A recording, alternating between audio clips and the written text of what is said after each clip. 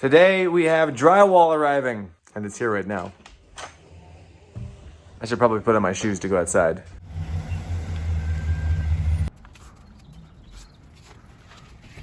I was curious as to how they attach the drywall to the ceiling, especially in our high stairwell.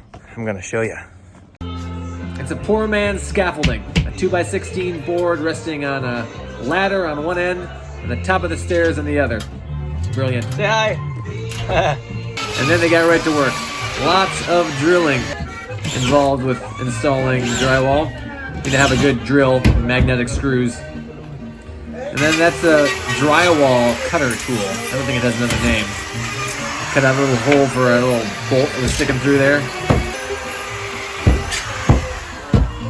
There he is, right outside the window, putting up the drywall.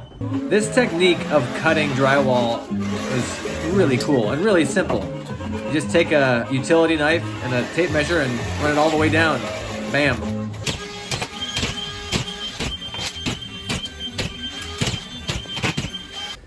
Here's Edgar installing a corner bead above our French doors. These metal corner beads went wherever there's a corner, basically.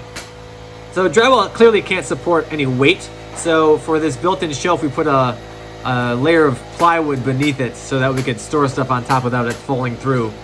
What did we learn today? We put up drywall. We put up sheetrock. We put up gypsum paper. What do all these words mean? You know what? They kind of all mean the same thing. Drywall is gypsum, which is a mineral that is kind of like calcium. It's kind of chalky material. And they pound it all together and they put it between two thick pieces of paper. That's drywall. Sheetrock is a specific brand of drywall, and gypsum board is the same thing. So why all these names? I don't know. I like saying drywall because I know what dry means and I know what wall means, and I feel comfortable knowing what the two words mean inside of a compound word.